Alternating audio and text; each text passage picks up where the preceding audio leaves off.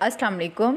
हमारी आज की कहानी का नाम है अगला घर और इसकी राइटर है मावरा तलहा। शगुफ्ता बेगम हाथों में खुर्द नोट से भरे थैले थामे घर में दाखिल हुई। उन्होंने सामने किसी को ना पाते हुए सहन में बिछे तख्त पर थैले रखे और ख़ुद भी वहीं बैठ गईं। गर्मी की शिद्दत और प्यास ने हलक में कांटे डाल दिए थे। एनी किधर है? पानी ले आ जल्दी से, वरना मेरा सांस बंद हो जाएगा। उन्होंने कमरों की जानिब रुख करके ऊंची आवाज़ में पानी मांगा था। चंद ही पल गुजरे थे कि वो हाथ में रूह अफ़ज़ा से भरा जग लिए तख्त पे आन बैठी और गिलास भर के इनकी तरफ बढ़ा दिया। अम्मी, कई दफ़ा कह चुकी हूँ गर्मी में ना निकला करें, रात में अवैस के साथ जाके सामान ले आया करें। आप तो चली जाती हैं, पीछे मेरा दिल परेशान रहता है। ऊपर से मोबाइल भी नहीं लेकर जाती कि कॉल करके आपकी खैरियत ही पूछती रहूं। इसने माँ का पसीने से तर चेहरा देखते हुए दिल गिरफ्तगी से कहा। लड़का सारा दिन का थका हारा रात में घर आता है और तुम कहती हो कि इसे बाजार दौड़ाया करूं, वो भी सब्ज़ी गोश्त के लिए। वैसे भी इसे दाल सब्ज़ी के भाव की क्या खबर। उन्होंने इसकी बात सुनी अनसुनी कर दी तो तपतपाती हुई अंदर चली गई। बहन को कॉल करके बता दो कि तलत लाहौर आई हुई है और रात में हमारी तरफ आ रही है। वो खसूसन नूर को बुलाने का कह रही थी। आ जाए तो अच्छा है, इसी बहाने दोनों खाला भांजी मिल भी लेंगी।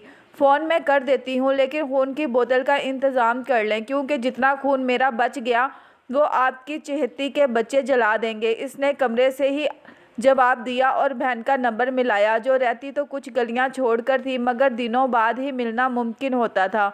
नूर आपी घर की बड़ी बेटी होने के साथ साथ अम्मी का दायां हाथ भी थी। अम्मी की कई जिम्मेदारियां वो ऐसे तरीके से निभाने लगी थी, इसीलिए अम्मी को घर की तरफ से बेफिक्री मुयस्सर थी। जब आपी की शादी का वक्त आया तो अम्मी ने दूर से आने वाले रिश्तों पे एक नज़र डालना भी गवारा नहीं किया, क्योंकि उन्हें लगता था आपी को इतनी दूर भेजकर वो बिल्कुल अकेली हो जाएंगी।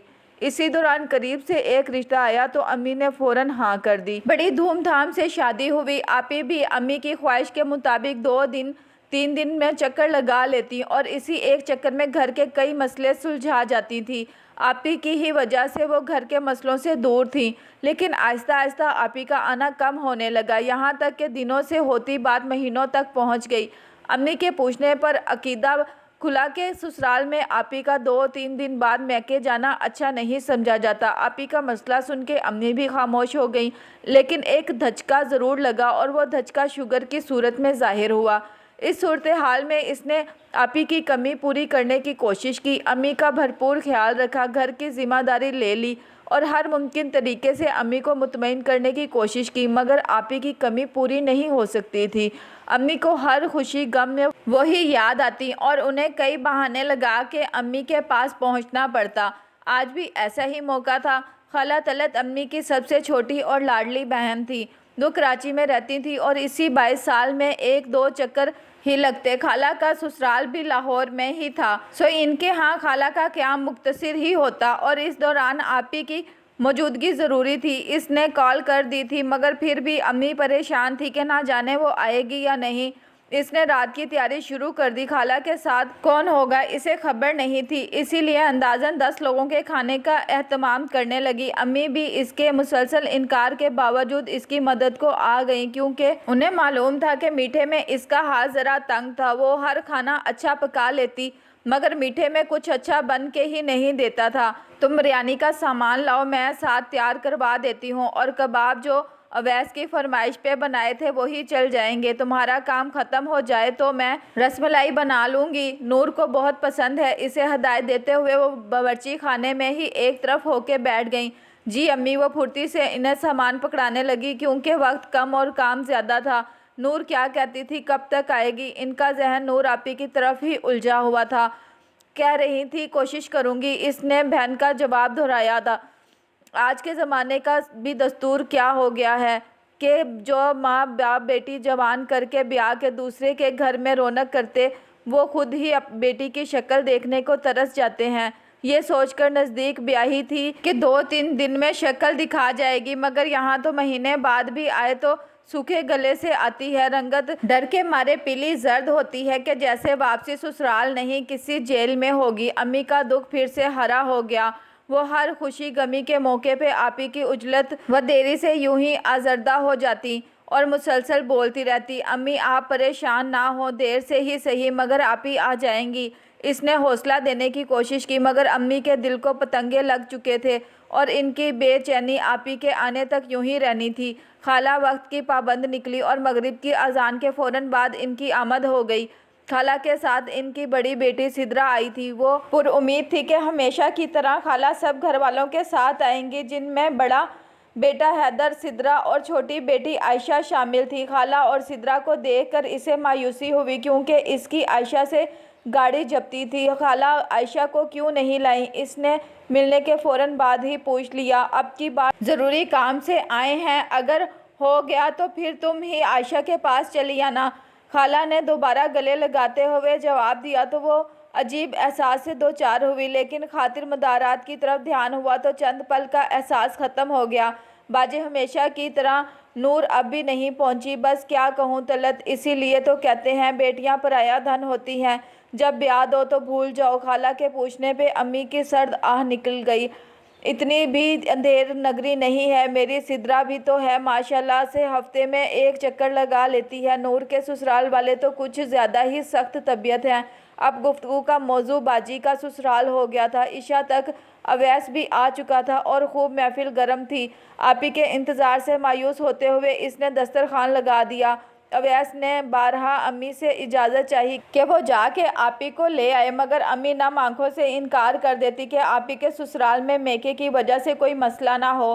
ادھر سب کھانے سے اٹھے اور ادھر دروازے پہ دستک ہوئی۔ اویس کے دروازہ کھولنے پہ آپی بچوں سمیت اندر آتی نظر آئیں۔ سب نے ان کے پیچھے کسی اور کو تلاش کرنا چاہا مگر ناکامی ہوئی۔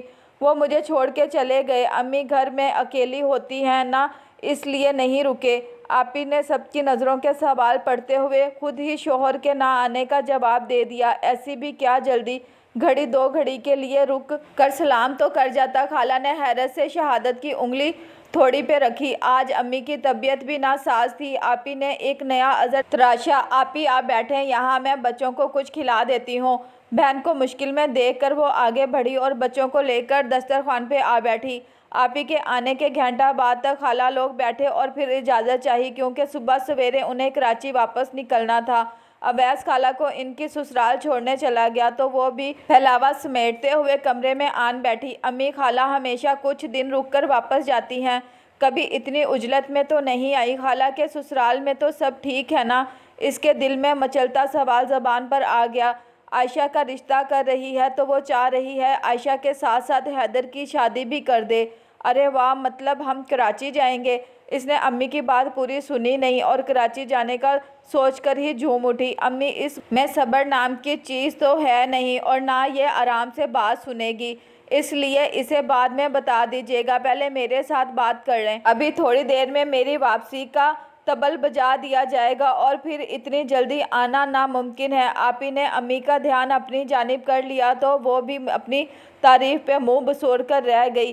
میرے خیال میں اپنوں کو آزما لینا چاہیے، تمہاری دفعہ بھی تو نزدیک کے چکر میں پڑی اور دیکھو کیسی ٹھوکر کھائی۔ امی پھر سے پرانے دکھ دہرانے لگی۔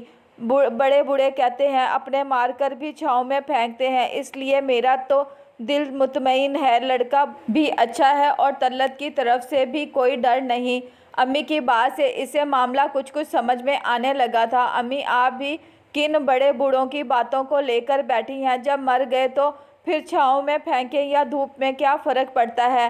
آپ بھی بہن پہ اتنا مان نہ کریں کیونکہ سسرال سارے ایک جیسے ہی ہوتے ہیں، سگی ماں بھی ساس بنے تو اس کا رویہ بدل جائے۔ آپی بولتی جا رہی تھی اور امی پریشانی سے انہیں دیکھ رہی تھی۔ نور تم اتنا غلط کب سے سوچنے لگی؟ امی حیرت سے انہیں دیکھے جا رہی تھی۔ آپی کچھ بولنے ہی والی تھی کہ باہر دستک ہوئی۔ انہوں نے تلخ انداز میں سر جھٹکا اور بچوں کو آگے لگائے بنا کسی کو ملے باہر نکل گئی۔ امی تعصب سے انہیں جاتا دیکھتی رہیں اور ان کے پہلو میں بیٹھے وجود کے دماغ میں ایک گرہ انجانے خوف نے باندھ دی۔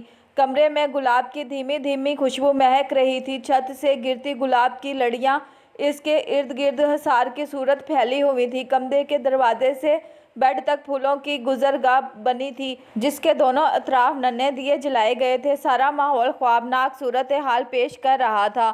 وہ اسی روش پہ چلتی ہوئی جلوہ روسی تک आई थी और अब पिछले कुछ मिनटों से अकेली बैठी गुजर जाने वाले दिनों के मुतल्लिक सोच रही थी।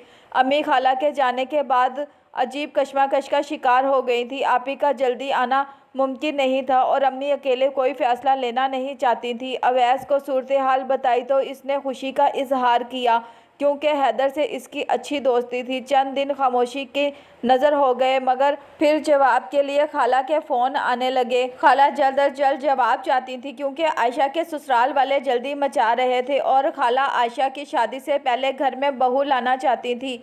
खाला के मुसलसल इसरार पे अम्मी ने हाँ में जवाब दे दिया। आपी के ससुराल मिठाई भेज दी गई मगर अब की बार वो हुआ जो पहले नहीं होता था। आपी के ससुराल में अजीब तमाशा लगाया गया कि बड़ी बेटी को मंगनी पे मदऊ नहीं किया गया, लिहाजा वो शादी में शिरकत नहीं करेगी। ये सूरत हाल अम्मी की शुगर बढ़ा गई।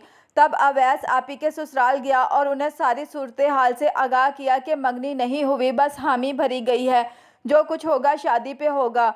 इस सब के बाद आपी के ससुराल हालात कुछ बेहतर हुए। अम्मी की तबीयत कुछ संभली थी कि खाला का फ़ोन आ गया। वो 1 महीने के अंदर अंदर बस सादगी से निकाह चाहती थी। अम्मी ने काफ़ी आनाकानी की मगर खाला ने मनवा के छोड़ी और यूं सादगी से निकाह हो गया। कुछ दिन बाद रुखसती रखी गई और इसी सबब आज वो इस कमरे में बैठी थी। कमरे की खामोशी में घड़ी की टिक टिक अजब शोर पैदा कर रही थी। इसने हल्की सी गर्दन घुमा के वक्त देखा जिससे इसे एहसास हुआ कि आधी रात गुजर चुकी थी। दिमाग में छुपा खौफ अजब तरीके से वार्ड हुआ था। वो रात में इतनी देर से कमरे में आए और आते ही डांटना शुरू कर दिया कि मैं इनके घर वालों से नामुनासिब रवैया रखती हूँ। इसके कानों में बहुत पुरानी आवाज़ें गर्दिश करने लगी थी। मेरी सास इन्हें कमरे में आने ही नहीं देती, कमरे में भेजने से पहले खूब कान भर के भेजती हैं और फिर मैं इन्हें बीवी नहीं बल्कि इनके घर वालों की दुश्मन लगती हूँ। आवाज़ों का शोर बढ़ता जा रहा था। वो अपने अंदर की आवाज़ों के शोर से इस कदर घबराई हुई थी कि किसी की आमद महसूस ही नहीं कर सकी। वो आहिस्तगी से इसके पास बैठा तो वो चौंकी और डर के पलंग की पुश्त से जा लगी। ओह, मुझे एहसास नहीं हुआ कि नई जगह है और तुम डर भी सकती हो। तुम भी बिल्कुल पागल हो। अगर डर ही रही थी तो किसी को आवाज़ दे लेती। इसने बात के इख्तिताम पे आराम से इसका हाथ पकड़ा और कलाई पे ब्रेसलेट पहना दिया। इसका मध्यम लहजा एनी को पुरसुकून करता जा रहा था। इसी मध्यम लहजे से हौसला पाते हुए इसने इजाज़त तलब नज़रों से देखा तो मुकाबिल मुस्कुरा दिया। इस मुस्कुराहट ने सारे खौफ फिल वक्त ख़त्म कर दिए थे। इसका निकाह और रुखसती लाहौर में ही हुई थी। रुखसती के बाद 1 हफ्ता लाहौर में ही रुका गया। इस 1 हफ्ते में हर रात हैदर इसे अम्मी की तरफ ले जाते। हर दफ़ा वो डरी नज़रों से उन्हें देखती कि कहीं वो बाहर से ना पलट जाएं और हर दफ़ा इसका डर हार जाता। यूं लाहौर से कराची का सफ़र शुरू हुआ और इसका डर फिर से जिंदा होने लगा। वो शहर की सड़कों को यूं देख रही थी जैसे पलट के नहीं आ सकेगी। एनी कहाँ गुम हो। वह बाहर के नज़ारों में इस कदर गुम थी कि हैदर के हाथ से झंझोड़ने पर चौंकी। बस ऐसे ही। इसे कोई जवाब नहीं सूझा मगर निगाहों में हूंस बाहर की जानिब थी। मैं कोशिश करूँगा कि हर माह तुम्हें लाहौर का चक्कर लगवा लिया करूँ, उन्होंने इसके हाथ पे अपना हाथ रखते हुए तसल्ली देने वाले अंदाज में कहा तो वो हैरान नज़रों से उन्हें देखने लगी। अब इस बात पे हैरान हो कि मैं तुम्हारी कैफियत कैसे समझ जाता हूँ, उन्होंने दोबारा दुरुस्त सवाल किया तो वो रुख मोड़ गई। वो बस यही सोच सकी कि मुकाबिल कोई जादूगर था। कराची इसके पसंदीदा शहरों में से था। चांदनी रात में समंदर का नज़ारा मशहूर करने को काफ़ी था, लेकिन अब वही कराची इसे रूठा हुआ महसूस हुआ। इसी घर में कई दिन रह चुकी थी और अब वही घर अनजान लग रहा था। वो समझ नहीं पा रही थी इस तब्दीली की वजह क्या थी। सब कुछ तो वही था, सिर्फ एक रिश्ता बदलने से सब कुछ कैसे बदल सकता है। सुबह रवि से दिन गुजरने लगे और हर गुजरता दिन इसके खदशात की मुनाफी कर रहा था। खाला की किसी बात में इसे सास की झलक नहीं मिली थी। सिद्रा और आयशा अब भी वैसी ही थी। पहले वाला दोस्ताना रवैया अब भी था। कराची में उसे महीना होने वाला था और हैदर अपनी बात के मुताबिक उसे लाहौर ले आए थे। अम्मी की खुशी दीदनी थी। वो हैदर को दुआएं देती थक नहीं रही थी। इसके पास सिर्फ 2 दिन थे और ये वक्त वो ज़्यादा से ज़्यादा अम्मी के साथ गुजारना चाहती थी, मगर एक जगह जाना ज़रूरी था। वो हैदर के साथ आपी के घर आई थी। आपी की कमलाई रंगत साबका हालात की गमाज थी। सुनाओ, ज़िंदगी कैसी चल रही है? आपी को थोड़ा फारिग वक्त मिला तो पास बैठते ही उन्होंने पहला सवाल इसकी तवक्का के मुताबिक पूछा। अल्हम्दुलिल्लाह, इसने मुस्कुराते हुए जवाब दिया। शुरू में अल्हम्दुलिल्लाह ही होती है, सारे पर्दे तो बाद में उठते हैं। आपी ने हस्बे मामूल मनफी बात की थी। आपी, आपको पता है बिगाड़ कहाँ पैदा होता है? इसने थोड़ी देर रुककर जवाब का इंतज़ार किया, मगर तवील खामोशी पाकर खुद ही जवाब देने लगी। बिगाड़ तब पैदा होता है जब हम नाशुक्री करने लगते हैं। 99 खूबियों के बावजूद एक खामी की तलाश में रहते हैं और फिर इस खामी का इतना चर्चा करते हैं कि सुनने वाले यकीन कर लेते हैं कि हमेशा ऐसा ही होता रहेगा। ये यकीन इतना पुख्ता हो जाता है कि कोई भी हालात का रुख मोड़ने की कोशिश नहीं करता। वो सांस लेने के लिए रुकी थी। हर लड़की को अगले घर से इतना डराया जाता है कि आने वाली ज़िंदगी में खुशियों से भी डर लगने लगता है। हम लोग ये क्यों नहीं बताते कि अगला घर थोड़ी सी काविश से अपना घर भी बनाया जा सकता है। मैं मानती हूँ अगले घर में मुश्किलात पेश आती हैं, लेकिन हम इनको हल करने की बजाय इनका प्रचार करते हैं और इतना करते हैं कि खुद को यकीन होने लगता है कि ये सब हमेशा ऐसा ही रहेगा। हम सबकी ज़रा सी कोशिश बहुत सी लड़कियों को अगले घर के खौफ से निजात दिला सकती है। मैं नहीं चाहती आप अपनी बेटियों के पल्लू से भी वही डर बांध दें जिसने कई दिन मुझे अपने हिसार में रखा था। इसकी गुफ्तगू ने मुकाबिल के चेहरे पे जर्दियाँ घोल दी थी, लेकिन वो जानती थी एक दफ़ा ये करना ज़रूरी था, वरना हर आने वाली नस्ल इसकी तरह खुशी के दिन भी डर के साए में गुजार देगी। आपी के घर से निकलते हुए सारे खौफ इसी दहलीज पे रख आई थी और एक एतमाद से हैदर का हाथ थामे अगली मंजिल की जानिब गामजन हुई थी।